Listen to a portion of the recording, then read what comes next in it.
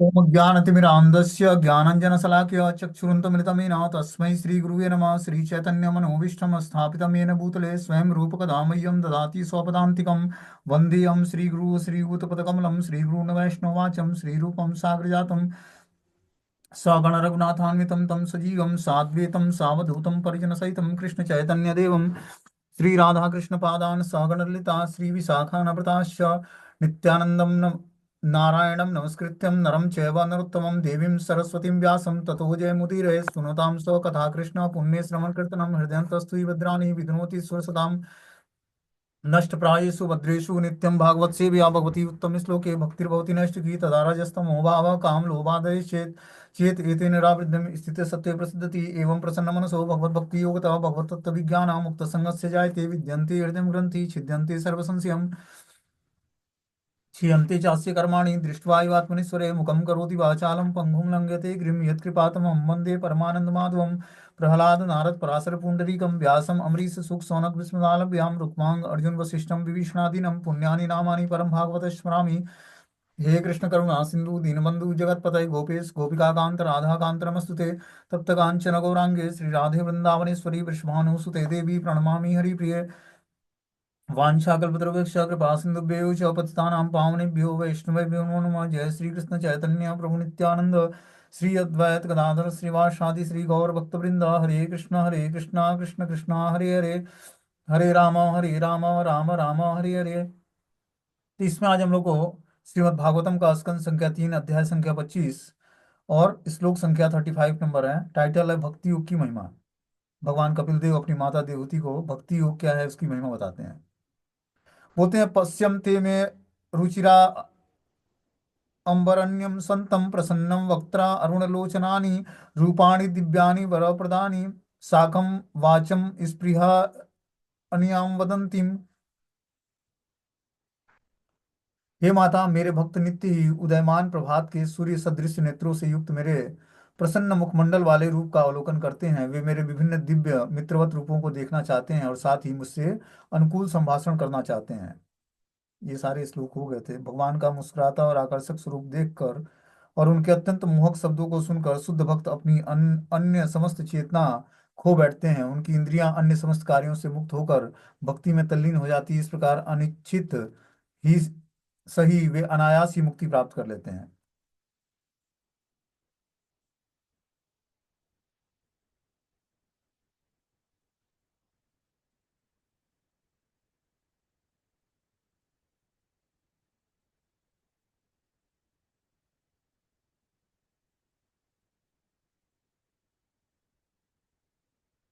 आज इसमें हम लोग को पढ़ना है 39 नंबर श्लोक। बोलते हैं इमं लोकम तथेवानु आत्मानं मवु भयाइनम आत्मा मन्यु ये चेहम ये रायम पशु गृहां विसृज्यम सर्व अन्याश्चम मामेव विश्वतो मुखम भजन्य अनन्यां भक्त्या मात मृत्योरति पारये।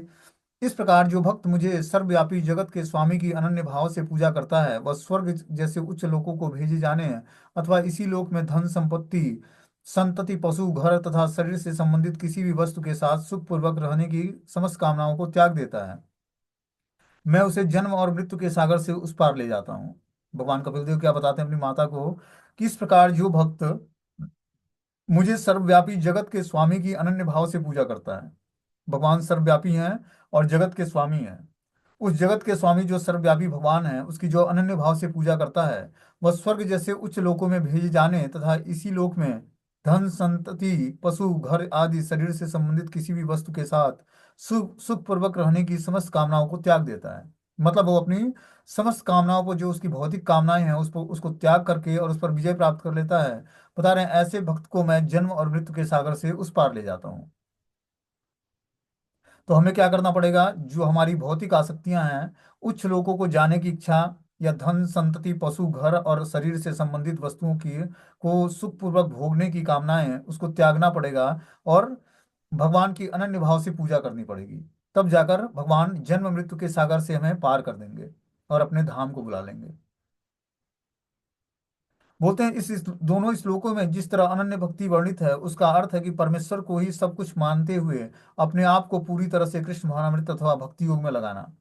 क्या बताते हैं भगवान कपिल देव कि इस अर्थ में परमेश्वर को ही सब कुछ मानते हुए, मतलब परमेश्वर को ही सब कुछ मानना है अपना, माता पिता भाई बहन दोस्त मित्र जो हमारा भौतिक संसार में अलग अलग रिलेशनशिप है, वो सारे आसक्तियों को खत्म करके भगवान में ही अपनी एक निष्ठ भक्ति जागृत करनी है। ठीक है ना। इस तरह से जब हम परमेश्वर को ही अपना सब कुछ मान लेंगे और आपको पूरी तरह से कृष्ण भावनामृत और भक्ति योग में लगा देगा, तब जो है परमेश्वर में सब कुछ अंतर्भूत हो जाएगा। अतः यदि कोई अनन्य श्रद्धा से भगवान की पूजा करता है तो उसे सारे ऐश्वर्य स्वतः ही प्राप्त हो जाते हैं। अभी हमारी श्रद्धा और विश्वास अलग अलग चीजों पर टिकी हुई है। ठीक है ना। श्रद्धा जब प्रगाढ़ होती है तो विश्वास में बदलता है। तो श्रद्धा अभी हमारी वस्तुओं पर है, व्यक्तियों पर है, भौतिक पदार्थों पर है, धन पर है, बैंक बैलेंस पे है। लेकिन उस सारी श्रद्धाओं को हटाकर और भगवान पर पूर्ण विश्वास के साथ भगवान से जुड़ना पड़ेगा और अनन्य भाव से भक्ति योग का पालन करना पड़ेगा। तब परमेश्वर में सब कुछ अंतर्भूत हो जाएगा। यदि कोई अनन्य श्रद्धा से भगवान की पूजा करता है तो उसे सारे ऐश्वर्य स्वतः ही प्राप्त हो जाते हैं। जिस ऐश्वर्य के लिए, भौतिक संपदा के लिए व्यक्ति इतना स्ट्रगल करता है भौतिक संसार में, उसके बाद भी उसको प्राप्त नहीं कर पाता है। यहाँ बता रहे हैं कि जो है अनन्य श्रद्धा से जो भगवान की पूजा करता है उसको स्वतः ही सारे ऐश्वर्य प्राप्त हो जाते हैं। अन्य सारे कर्तव्यों भी अन्य सारे कर्तव्य भी पूरे हो जाते हैं। भगवान यहाँ पर वचन देते हैं कि वे अपने भक्त को जन्म तथा मृत्यु के उस पार ले जाते हैं। तो जो व्यक्ति अनन्य भाव से भगवान का भजन करता है उसको भगवान क्या करते हैं, जन्म मृत्यु से तार देते हैं। फिर से वो माता के गर्भ में नहीं होगा, फिर से जन्म नहीं लेगा, फिर से मृत्यु नहीं होगी। इसलिए भगवान चैतन्य ने संस्तुति की है कि जो मनुष्य जन्म और मृत्यु से परे जाना चाहता है उसे कोई भौतिक संपत्ति नहीं रखनी चाहिए। इसका अर्थ यह हुआ कि उसे न तो इस लोक में सुखी रहने या स्वर्ग लोक भेजे जाने के लिए प्रयत्न करना चाहिए, न ही भौतिक संपत्ति, संतान, घर और पशु के लिए ही प्रयत्नशील होना चाहिए।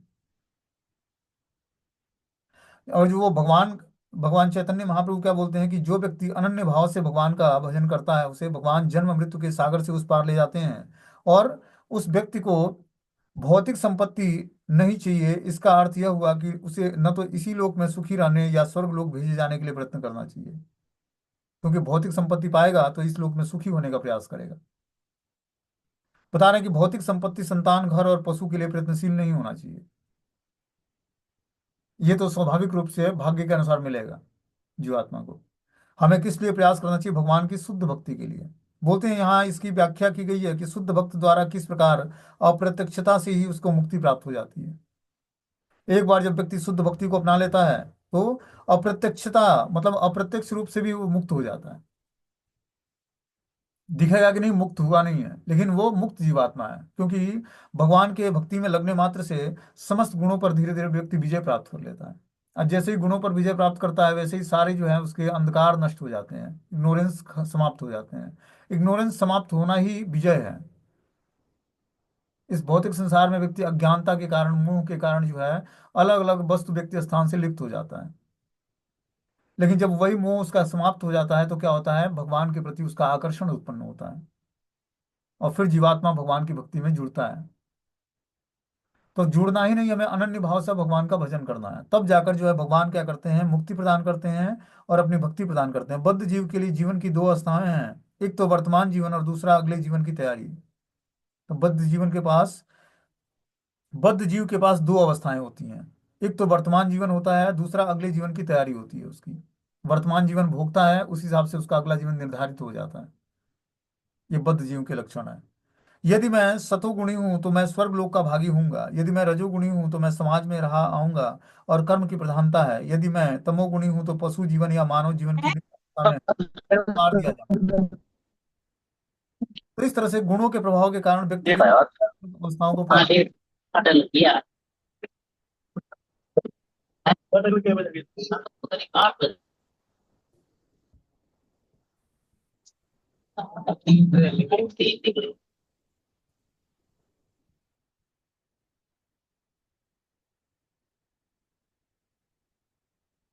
तो जैसा गुणों का प्रभाव होता है उसी तरह की उसकी एक्टिविटी हो जाती है। बताते हैं कि सतोगुण में व्यक्ति स्वर्ग लोक का भागी हो सकता है, रजोगुणी में वो समाज में ही रहेगा और कर्म की प्रधानता होगी उसके अंदर। लेकिन अगर जो वही व्यक्ति तमोगुण को धारण करता है तो वो पशु जीवन या मानव जीवन की निम्न अवस्थाओं में उतार दिया जाता है। जैसे गुणों का प्रभाव वैसे उसके अंदर लक्षण प्रकट होते हैं। किंतु भक्तों को न तो इस जीवन की और न ही अगले जीवन की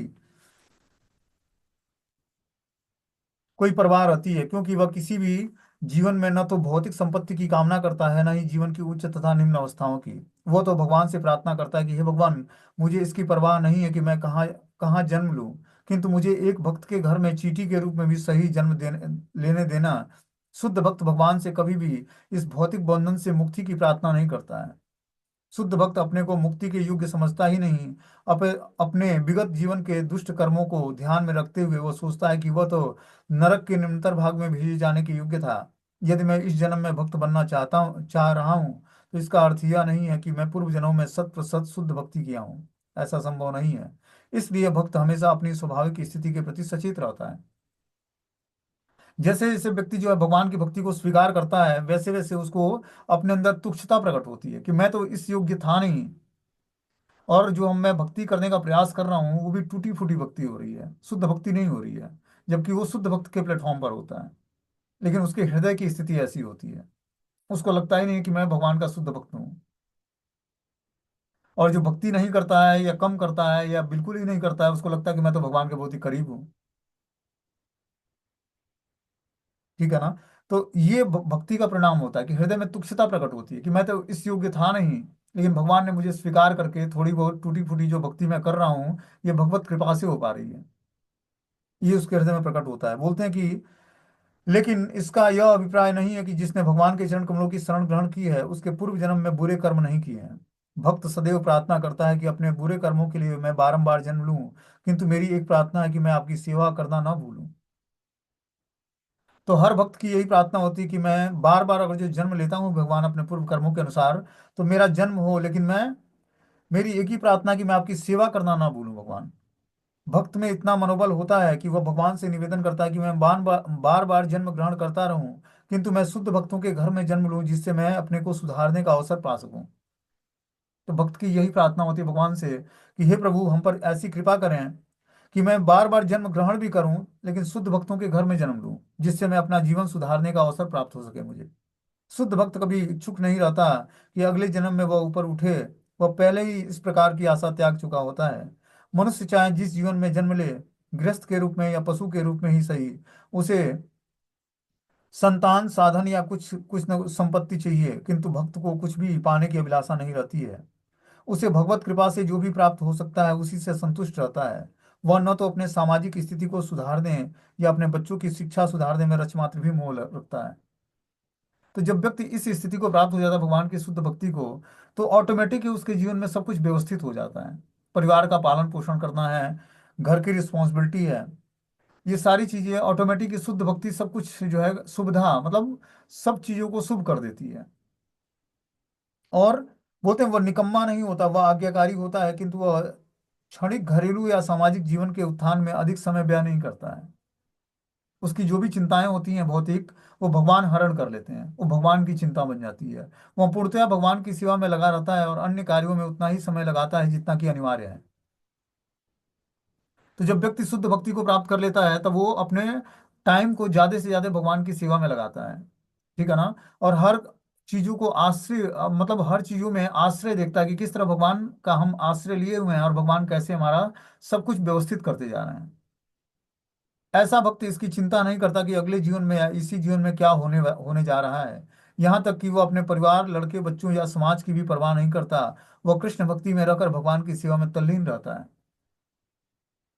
तो जो उसके आश्रित जन हैं उनको भी भगवान के आश्रय स्वीकार करने के लिए वो रास्ता बताता है। ऐसा नहीं कि वो बेपरवाह हो जाता है कि बच्चे हमारे क्या करेंगे, चाहे ऐसा कुछ नहीं है। वो लड़के बच्चों या समाज की परवाह नहीं करता है। इसका मतलब जो है वो भगवान की अनन्य भक्ति में जब वो लीन हो जाता है तो भगवान उसकी सारी रिस्पॉन्सिबिलिटी को, जैसे उसके परिवार के सदस्यों की या समाज की परवाह करते हैं। भगवान सब कुछ कर सकते हैं। ठीक है ना। तो जब वो भगवान का आश्रय ग्रहण कर लेता है तो भगवान सब कुछ संभाल लेते हैं। उसकी जितनी भी रिस्पॉन्सिबिलिटी होती है सबको भगवान संभालते हैं, और अपने हिसाब से उनके कर्मों के हिसाब से उनको अलग अलग क्षेत्र में इंगेज कर देते हैं भगवान। और जो भक्ति करने की उनकी स्वीकृति है तो भक्ति करने के लिए चांस उनको भी देंगे। और जैसे ऐसी स्वीकृति नहीं है तो उनको भी जैसे उसके कर्म होंगे उस हिसाब से उन लोगों को जो है अलग अलग सेवा में भगवान इंगेज, क्योंकि भगवान ही विष्णु ही पालन करता है। और वो भक्त के परिवार के सदस्यों का या भक्त का भूत भविष्य वर्तमान सब कुछ जानते हैं। वो अपने हिसाब से सब कुछ रेगुलेट करते हैं। बोलते हैं नान्यत्रम मद भगवतम प्रधानम पुरुषेश्वरम आत्मनम सर्वभूतानाम भयम तीव्रम निवर्तते। यदि कोई मुझको छोड़कर अन्य किसी की शरण ग्रहण करता है तो वह जन्म तथा मृत्यु के विकट भय से कभी छुटकारा नहीं पा सकता है, क्योंकि मैं सर्वशक्तिमान परमेश्वर अर्थात पूर्ण पुरुषोत्तम भगवान समस्त सृष्टि का आदि स्रोत और समस्त जीवात्माओं का भी परमात्मा हूँ। क्या बताते हैं भगवान यहाँ पर कि यदि कोई मुझको छोड़कर अन्य की शरण ग्रहण करता है, भगवान को छोड़कर कोई अन्य की शरण ग्रहण करता है, तो वह जन्म मृत्यु के विकट भय से कभी छुटकारा नहीं पा सकता है।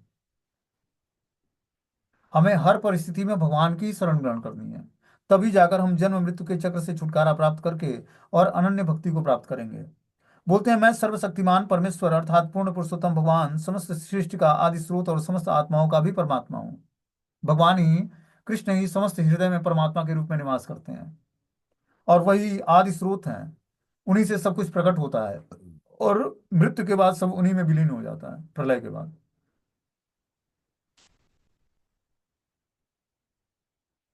बोलते हैं यहाँ यह बताया गया कि परमेश्वर का शुद्ध भक्त बने बिना जन्म मृत्यु के चक्र से छुटकारा नहीं मिल सकता। कहा गया कि हरि बिना न स्मृति तरंती। जन्म मृत्यु के चक्र को तब तक पार नहीं किया जा सकता है जब तक श्री भगवान अनुकूल न हो जाए। इसी विचारधारा की पुष्टि यहाँ पर हुई है। कोई चाहे तो अपने अपूर्ण मानसिक चिंतन से परम सत्य को जानने की पद्धति अपनावे या योग क्रिया द्वारा स्व का बोध करने का प्रयत्न करे, किंतु चाहे वह जो भी करे, तब जब तक वह श्री भगवान को पूरी तरह आत्मसमर्पण नहीं कर देता है तब तक कोई भी विधि उसे मुक्ति नहीं दिला सकती है। हमें अगर जो मुक्ति चाहिए तो भगवान का को 100% समर्पित करना पड़ेगा अपना जीवन। अब समर्पण होता कैसे है? हम लोग सुनते हैं कि भगवान को अपने को चरण कमलों का आश्रय ग्रहण करना है, भगवान को समर्पित हो जाना है। तो समर्पित होने का मतलब है कि 24 घंटे उन्हीं की सेवा में एंगेज हो जाना। परिवार का पालन पोषण करते, जॉब बिजनेस करते, घर का संरक्षण करते हुए, आध्यात्मिक एक्टिविटी करते हुए, शरीर का पालन पोषण करते हुए, सब कुछ एक्टिविटी करते हुए चित्त को भगवान में स्थिर कर लेना है। यही समर्पण है भगवान के प्रति।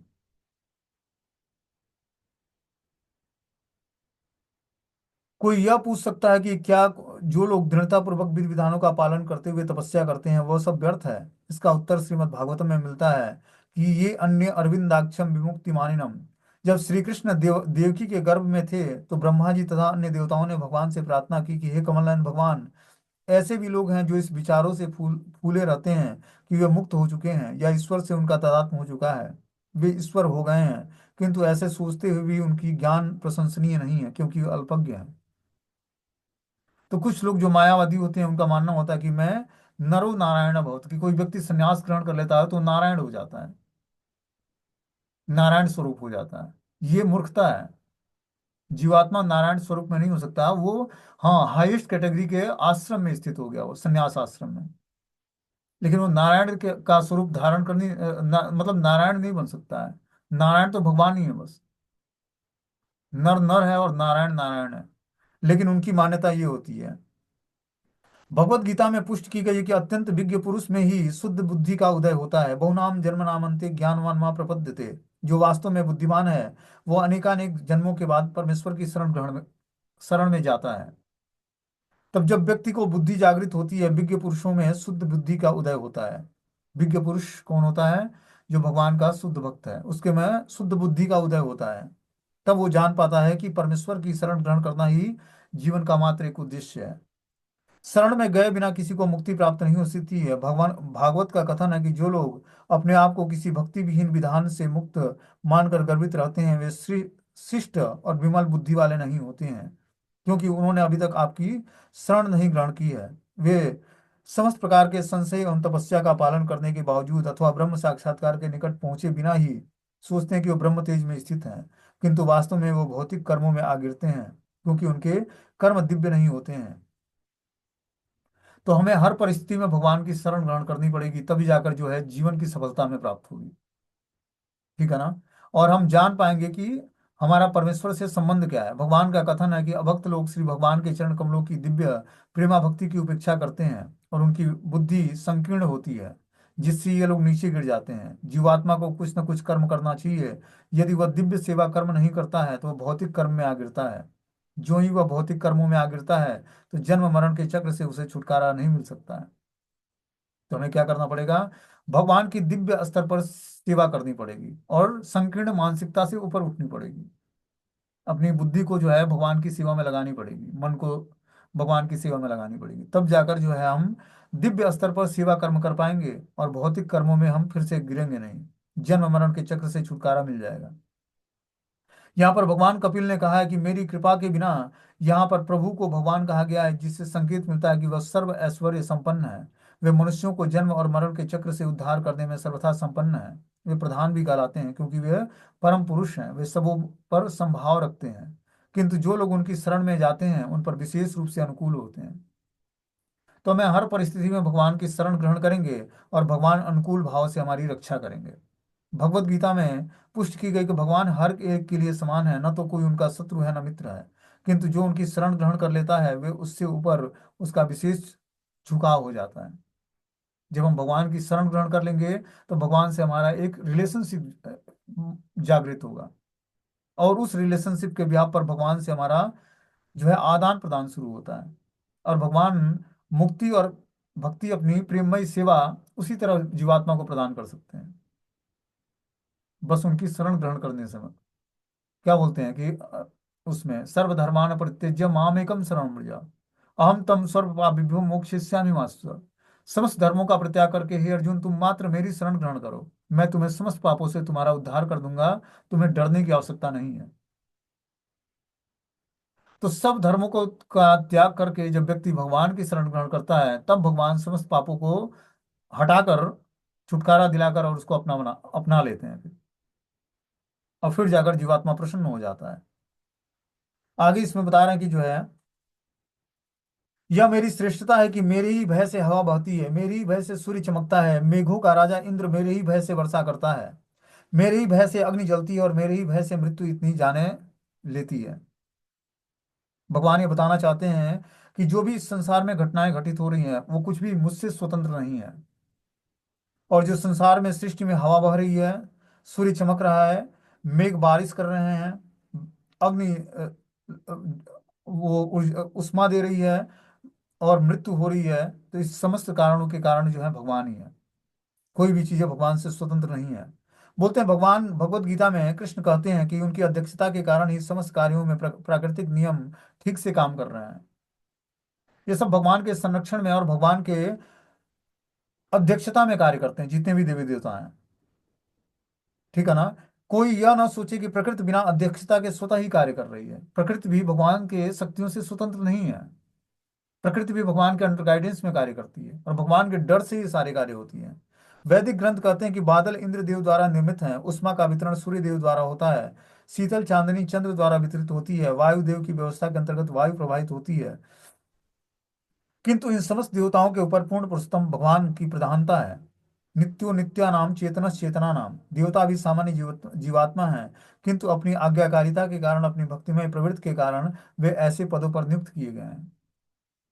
उनकी भक्ति का स्टैंडर्ड इतना हायर है कि वो पूरे सृष्टि में सेवाएं कर रहे हैं सब जीवात्माओं को। जैसे सूर्य देव हैं, वो पूरे सृष्टि में सारी जीवात्माओं को, चाहे वो भौतिकतावादी व्यक्ति हो या आध्यात्मिक व्यक्ति हो, सबको समान रूप से रोशनी देते हैं। ये भी सेवा है उनकी, भगवान के द्वारा प्रदान की गई सेवा है, क्योंकि वो भगवान के ऐसे इस लेवल के भक्त हैं। तो इस सृष्टि में सेवाएं तो बहुत हैं, करने के लिए योग्यता चाहिए अपने अंदर। अब देखो सूर्य देव जो है पूरे सृष्टि को एक साथ रोशनी देते हैं, सबको उष्मा प्रदान करते हैं, जिससे व्यक्ति क्रियाशील बनता है। बोलते हैं जो मनुष्य श्री भगवान की शरण ग्रहण कर लेता है उसकी रक्षा अन्य समस्त प्रभावों से की जाती है। तब वह न किसी की सेवा करता है न किसी का कृतज्ञ होता है। निसंदेह वह किसी की अवज्ञा नहीं करता, किंतु उसकी सारी विचार शक्ति भगवान की सेवा में लगी रहती है। भगवान कपिल का यह कथन है कि उनके ही आदेश से वायु बह रही है, अग्नि जल रही है, सूर्य तप रहा है। भावावेश में नहीं कहा गया है। ये भगवान मतलब परमेश्वर के भय से ही सारे देवी देवता कार्य करते हैं। और इस तरह से अग्नि इंद्र चंद्र और सूर्य ये सब भगवान के निर्देशन में कार्य करते हैं, ये वेदों का कथन है। वेद में बताया गया है कि और स्वयं भगवत गीता में भी भगवान बता रहे हैं। तो इस तरह से सारी देवी देवता भगवान से स्वतंत्र नहीं है, ये भगवान के अंडर गाइडेंस में सेवाएं करते हैं और सब कुछ सुचारू रूप से चलता है। बोलते हैं ज्ञान वैराग्य युक्तेन भक्ति योगेन योगिनाम क्षेमाय पाद मूलम में प्रविश्यन्त्य कुतो भयम। योगी जन दिव्य ज्ञान तथा त्याग से युक्त होकर एवं अपने शाश्वत लाभ के लिए मेरे चरण कमलों में शरण लेते हैं। क्योंकि मैं भगवान हूँ, अतः वे भय मुक्त होकर भगवत धाम में प्रवेश पाने के पात्र बन जाते हैं। क्या बोलते हैं कि जो योगी जन दिव्य ज्ञान और त्याग से युक्त होकर अपने शाश्वत लाभ के लिए भगवान की चरण चरण कमलों की शरण ग्रहण करते हैं, क्योंकि वे भगवान हैं अतः वे भय मुक्त होकर भगवत धाम में प्रवेश पाने के पात्र बन जाते हैं। क्या करने मात्र से? शाश्वत लाभ के लिए भगवान के चरण कमलों की शरण ग्रहण करने मात्र से दिव्य ज्ञान सीखकर त्याग से युक्त हो जाते हैं। जब वो दिव्य ज्ञान सीखते हैं शास्त्रों की बातों को, तब उनके अंदर त्याग उत्पन्न होता है भौतिक संसार के प्रति, और फिर वो शाश्वत लाभ के लिए भगवान के चरण कमलों की शरण ग्रहण करते हैं। और फिर जाकर भगवान उनको भय से मुक्त प्रदान करके, अभय करके, और अपने धाम में प्रवेश करने के पात्र बना देते हैं। बोलते हैं जो इस संसार के बंधन से मुक्त होकर भगवान के धाम को वापस जाना चाहता है वही वास्तव में योगी है। यहाँ पर युक्तेन भक्ति योगेन शब्दों का स्पष्ट वर्णन है। जो योगी भक्ति योग में लगे रहते हैं वे उच्च कोटि के योगी हैं। जैसा कि भगवत गीता में उल्लेख है कि उच्च कोटि के योगी वे हैं जो निरंतर भगवान श्री कृष्ण का चिंतन करते रहते हैं। तो अगर जो हम योग की पूर्ण सिद्धि चाहते हैं, और तो उच्च योगी बनने के लिए हमें क्या करना पड़ेगा? भक्ति योग के नियमों का पालन करना पड़ेगा, तभी हम उच्च योगी बन पाएंगे। हम लोग सोचते हैं कि योगी का मतलब वो कि जटा बढ़ा लेना और जो है दाढ़ी बढ़ा लेना, ये योगी का लक्षण नहीं है। योगी का लक्षण है कि भगवान की अनन्य भक्ति को स्वीकार कर लेना।